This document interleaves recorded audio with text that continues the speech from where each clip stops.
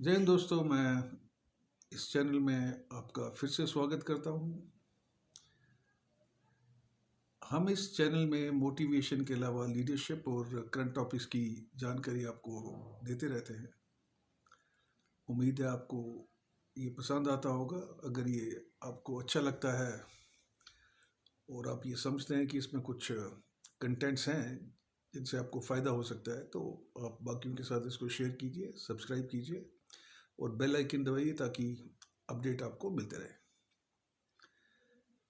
जिंदगी में हर आदमी सफलता पाना चाहता है। Nobody wants to be a failure. But if you look around, there are very few people who makes it big in life and who can, be called successful. Otherwise, most of us we struggle. अभी successful लोगों में और struggler के बीच में फ़र्क क्या है? वो कौन सी क्वालिटीज़ हैं जो आपको, अगर आप उनको अपने अंदर डेवलप कर पाते हैं तो वो आपको सक्सेसफुल बना सकती हैं। आज हम उसी विषय के बारे में बात करेंगे। सबसे पहले सक्सेसफुल होने के लिए जो सबसे बड़ी क्वालिटी है वो है कि one must dream big. We all dream and there is no tax on dreaming big or small, so we must dream big. As the saying goes that agar if you want to reach rooftop you must aim for the moon. So dream big, get into the habit of dreaming big. दूसरा, vision is a very very important aspect. एक समझदार और एक जो ना समझदार इंसान में जो फ़र्क है वो ये है कि जो बंदा ज़्यादा समझदार नहीं है वो शायद कल के आगे नहीं देख सकता, और एक समझदार इंसान जो है वो 10, 15, 20 साल के होराइजन से ज़िंदगी को देखता है। सो develop near vision, mid term vision and a longer vision. ये होराइजन आपके क्लियर होने चाहिए। दूसरा, knowledge is a very very important aspect.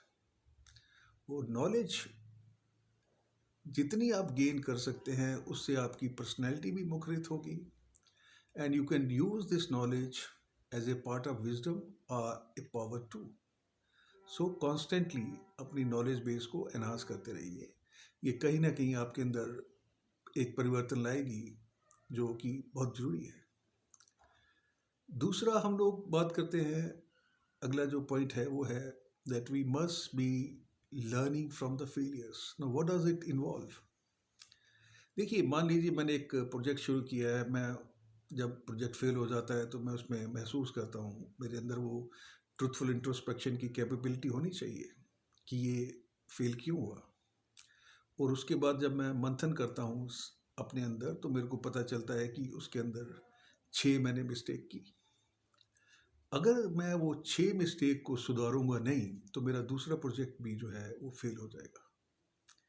अभी मान लीजिए आपने दूसरे प्रोजेक्ट में भी फिर आपने 3 गलतियां कर दी और उसके बाद फिर आपने इंट्रोस्पेक्शन किया, तो जिस दिन वो गलतियां 0 नंबर पे आ जाएंगी, nobody can stop you from being a successful person in life. So kindly keep that thing in mind. And failure, they always teach you something, they give you experience, but then you must learn the art of rectifying the reason which has led to the failure. अगली हम बात करेंगे कि you must develop the art of deconditioning and reconditioning your minds.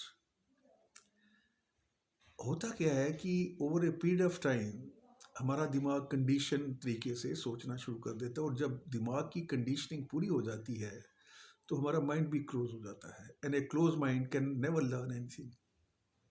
So the day you realize that your own conditioning, which is created by you, needs to be changed, then you must start the process of reconditioning and deconditioning your mind again, which is a very very lengthy process. It will not happen overnight. तो ये आप ध्यान में रखिए.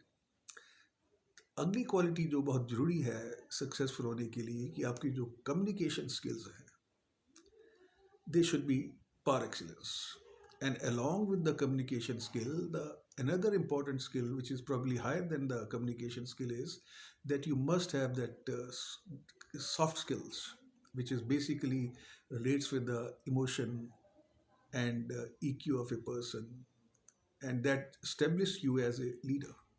सो soft skill को master कीजिए, communication skills को master कीजिए, and you will find the change coming with in you, and people are also response you in a better way.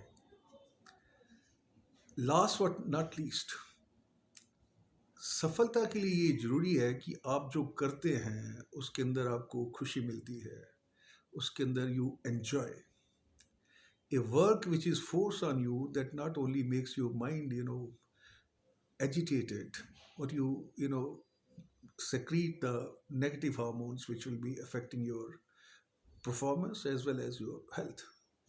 So it's very important कि जब अपने लिए आप job choose करते हैं, look for various avenues of happiness which lies there, and you must love your job.